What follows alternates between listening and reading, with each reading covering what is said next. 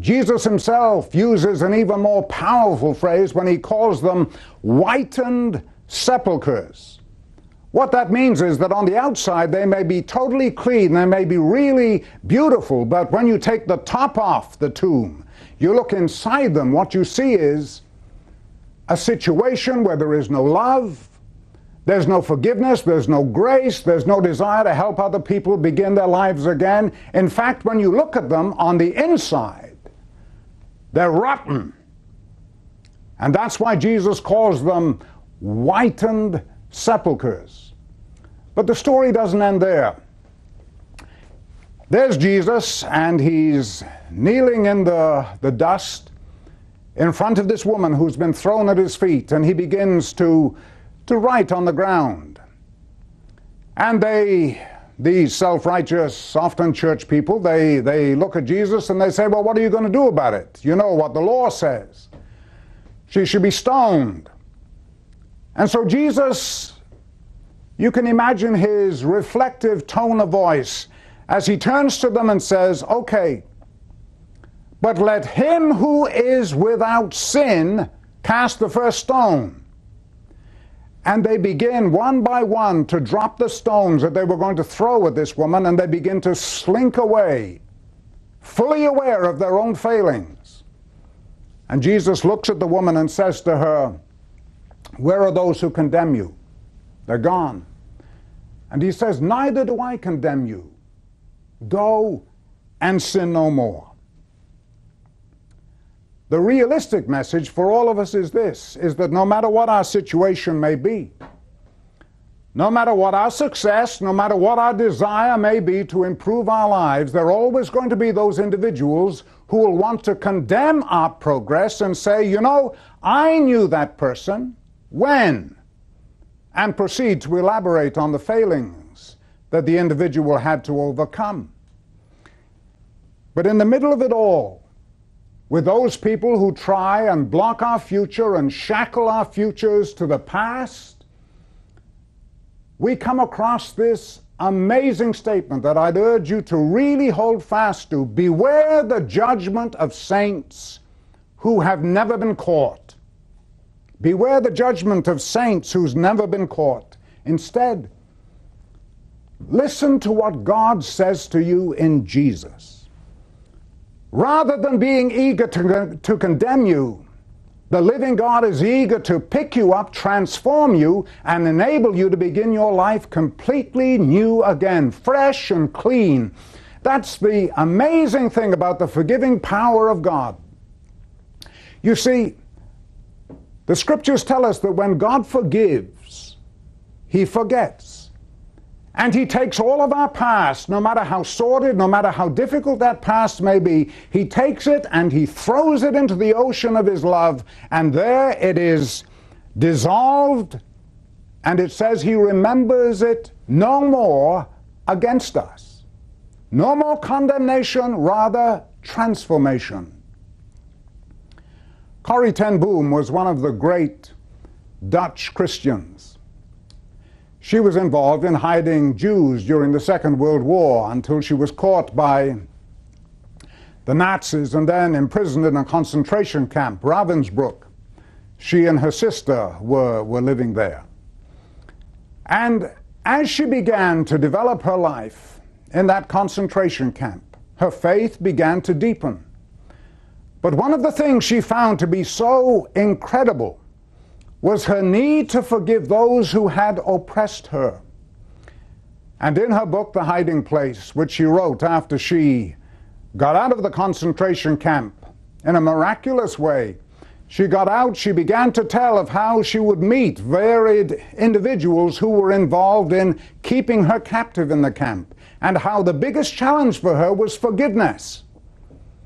And she said, the greatest thing I learned was this: I had to forgive, and I would take that incident and I would throw it into the sea, and there it would lie at the bottom of the sea, and then I would stick up a sign saying, no fishing, leave it alone, it's finished, it's remembered no more against you. But what a tragedy it is when so many of our friends, so many church people, They grasp hold of their scuba gear because one of the things they really want to do is go and dive beneath the surface and dig up that forgiven past, bring it up again, and seemingly shackle us when we want to move into the future and into a new life. I love the story about Martin Luther, the great Protestant reformer. He told how in a dream the devil came to him. And in the dream, this is how it was. The devil comes and he says to Martin Luther, with a list of things on a piece of paper, he says to Luther, "Is it true that you have done all of these things?" And the devil enumerates all of the things that Luther has done. And Luther looks at him, and with a semi-smile he says, yes, it's true I've done those things.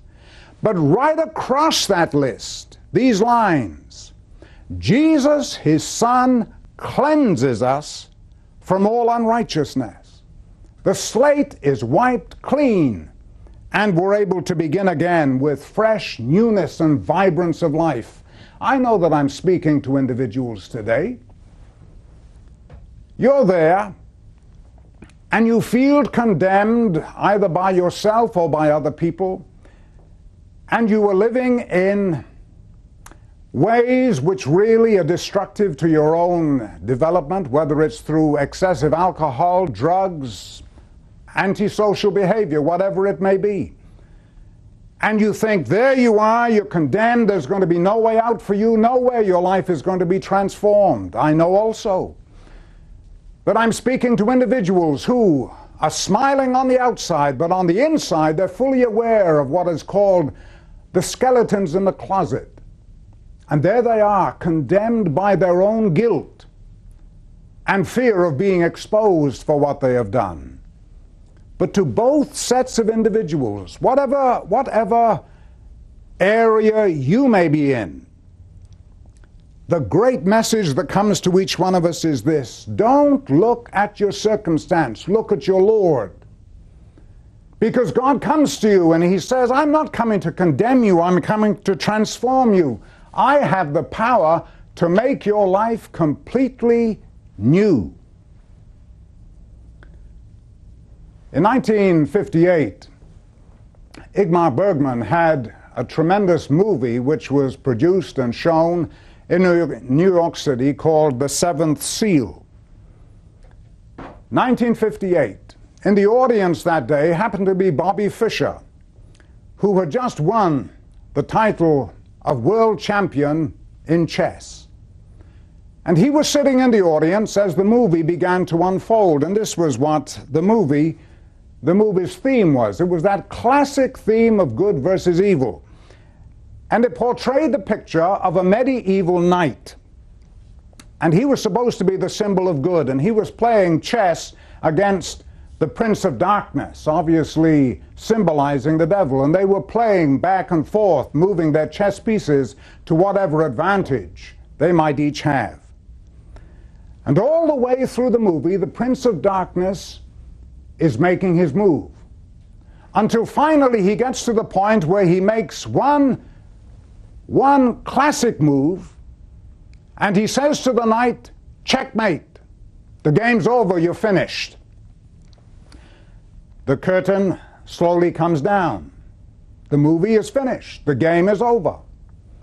And Bobby Fischer is really amazed, and he turns to his friend and he says, doesn't the knight see that there is still one more move? Doesn't he see all the chess pieces on the board? Doesn't he realize that the king, the most powerful piece on the board, has one more move? The game isn't over. The game isn't over. The king has one more move. Now, can you see how that impacts on your life? The king has one more move. No matter how you may have been condemned by other people, no matter how you may condemn yourself, the point of the message is this: that God can take your life and literally transform it, enabling you to move in new and vibrant ways into the purpose for which He created you.